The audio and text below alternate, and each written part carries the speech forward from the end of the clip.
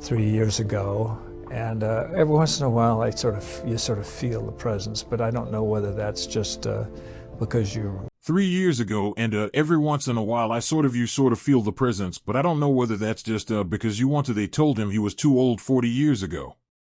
Now at 94, Clint Eastwood is still making movies while dating a woman half his age. His crazy morning routine starts at 5 o'clock a.m. with a workout that would kill most 30-year-olds. He flies his own helicopter. He hates birthday parties. He just bought another multi-million-dollar property because it looked nice. Hollywood's toughest cowboy isn't just surviving at 94. He's living a life so old even his own kids can't believe it. Oh my gosh. I don't want to break your neck 'cause I'm heavy. Well, I better you're not that heavy really. And you can come to my office anytime. Clint Eastwood wasn't supposed to be a legend. In fact, everything about his early life pointed the other way. He wasn't born into poverty like people think. He came into the world on May 31st, 1930, weighing over 11 pounds, so big that nurses called him Samson. His family lived well in a wealthy neighborhood in Piedmont, California. They had 2 cars, a swimming pool, and a country club membership. His mom could trace their family line all the way back to the Mayflower. But even with all that privilege, Clint didn't have an easy path, and much of the rugged blue-collar persona he later built wasn't exactly true. It was part of the image he created to survive in Hollywood. As a kid, school was a struggle. He failed junior high and had to repeat a grade. At Oakland Technical High, teachers saw something special in him, especially on stage. But Clint ignored their advice. He was too caught up in chasing cars and girls. His school records showed more interest in fixing engines than doing homework. Some of his friends even thought he never officially graduated, but there was one thing that hinted at the artist inside him. He could play the piano like a pro. He practiced until his fingers hurt, learning complicated pieces that most teens wouldn't bother with. That same focus would one day help him write film scores for his own movies. After high school, Clint didn't jump into acting. He took on some pretty wild jobs. At one point, he was taming wild logs in Oregon. A job where one wrong move could kill you. Then he got drafted into the Army. Stationed at Fort Ord, he made extra cash as a lifeguard and a bouncer. One night he even broke up a knife fight. But the real turning point came in 1951. He was in a Navy aircraft that went down near Point Reyes. The crash wasn't the end. He had to swim more than 2 meters through freezing water filled with sharks. He later called it stark terror. That experience stuck with him. Years later, when he starred in Escape from Alcatraz, he drew on that exact moment to make the cold water escape scene feel real. His acting career didn't exactly start with a bang. In 1955, he landed Otney role in Revenge of the Creature, a low-budget monster movie. He played Anarvus lab tech named Jennings, whose big moment involved losing a rat. The director hated the scene and wasn't shy about showing it. Clint only had 28 lines and it took 15 takes to get it right. He was paid $75 a week and Universal nearly cut the scene entirely. Nobody on set had any clue that this awkward guy fumbling with a lab coat would go on to become one of the biggest stars in film history. No matter how well-intentioned they might be, no matter what their illusions might be, I have my veto pen drawn and ready for any tax increase that Congress might even think of sending up. And I have only one thing to say to the tax increasers. Go ahead, make my day. In the mid-1950s, Universal Pictures ended his contract after just 18 months. They thought he wasn't good enough for the screen. The reasons were almost laughable. His Adam's apple was too big, his speech too slow, and he had a chipped tooth he wouldn't fix. Around the same time, Burt Reynolds was also let go. As they stood in the Universal parking lot, Reynolds joked, "You're really screwed because I can learn to act. You can't lose that Adam's apple." Years later, Eastwood would return to that same studio, but this time as a superstar with $1 million paycheck. The same place that tossed him aside now had to welcome him back as a leading man. Then came the moment that changed everything. One day, while talking to a story editor at NBC, Clint was spotted by CBS executive Robert Spars in the studio cafeteria. Sparks noticed how tall and striking he looked. That quick glance led to a meeting, then a screen test, and eventually a lead role in the Western series Rawhide. It was pure chance, being in the right place, looking the right way at the right moment. Suddenly, the man who'd been rejected for his looks and laid-back attitude was being celebrated for those exact same things. His face was in TV Guide, and producers were calling him a rising star. The same slow speech and rugged style that got him fired were now pulling in millions of viewers every week. But Eastwood didn't even like the character. He thought Rowdy was too immature, but he went along with it. What started as a backup gig turned him into a national name almost overnight. Within 3 weeks of airing, the show cracked the top 20 in TV ratings. But behind the scenes, it was exhausting. 6 days a week, long hours, boiling Arizona heat. His pay went from $750 per episode to a staggering $119,000 per episode when the show ended. Still, some people thought he was lazy. Directors would plan their day around him being late. One even said he never put Clint in the first scene because he was guaranteed to show up at least half an hour late. By the 6th year of Rawhide, Eastwood had had enough. He was bored and desperate to try something new. That's when a strange opportunity came his way from an unknown Italian director making a low-budget Western in Spain. The director, Sergio Leone, was using a fake American name, Bob Robertson. Because no one in the United States took Italian Westerns seriously. Eastwood wasn't even Leone's first choice. He had tried to get bigger names like Henry Fonda or James Coburn, but none of them fit the budget. Eventually, Clint agreed to do it. He figured it was such a small film that nobody in America would even notice if it failed. He took the chance and flew to Spain. Even though he didn't speak Italian and Leone didn't speak English, they used hand gestures, translators, and a lot of guessing to make it work. That movie, A Fistful of Dollars, turned Clint Eastwood into an international star. But it wasn't just his acting that stood out. Eastwood created the whole look of his character himself. The outfit wasn't designed by a big studio wardrobe team. He pieced it together from his own stuff. He bought a pair of black Levi's, bleached and roughed them up, reused boots and belts from Rawhide, and picked up a hat from a second-hand store.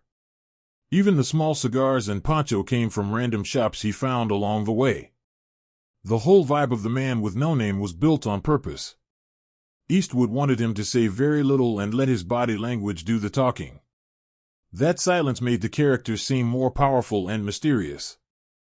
And even though his name changed from movie to movie, Joe Mango Blondie, audiences just saw him as the same silent gunslinger. The studio marketed them as a trilogy, and the image stuck. When these films finally hit the United States, critics hated them. They were loud about it, too. Some called the first one cheapjack. Another said the second was dopey. And one New York Times review slammed the good, the bad, and the ugly as a repellent disaster. This was the tough guy from Dirty Harry. And now he was babysitting a monkey. But Eastwood didn't care. He believed in it. The movie was slammed by critics, but audiences loved it. It made over $100 million and became his biggest hit. Even more shocking, the sequel pulled in another $70 million. Together, they made nearly $1 billion by today's standards, but behind the laughs was a dark twist. Clyde the orangutan was allegedly beat to death by his trainer after stealing donuts on set. A sickening end to one of Hollywood's weirdest success stories.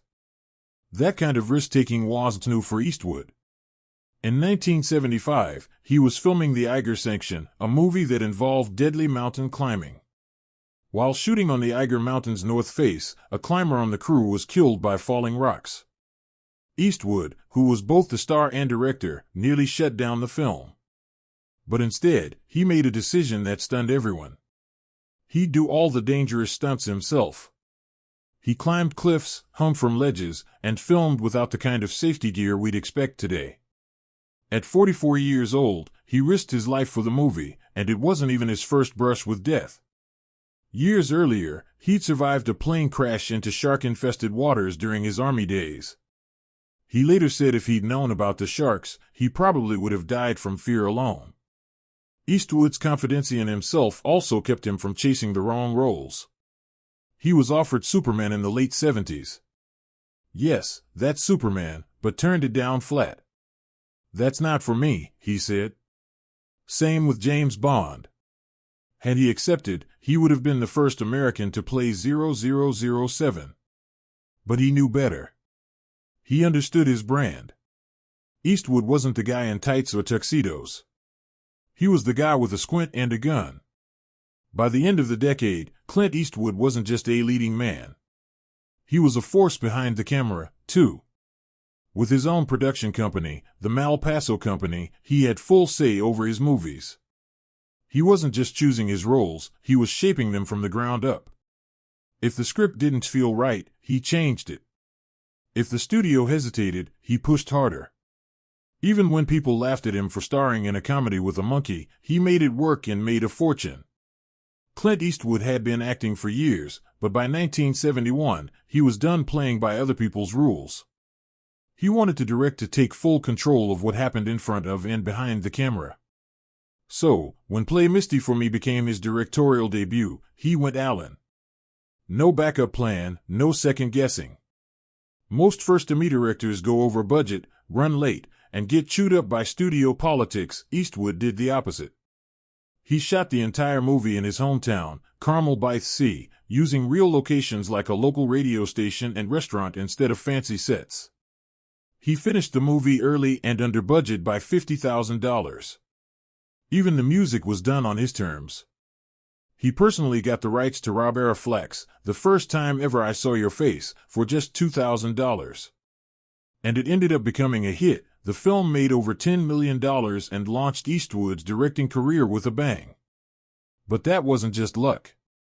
It was strategy. Back in 1967, Eastwood was already thinking long-term.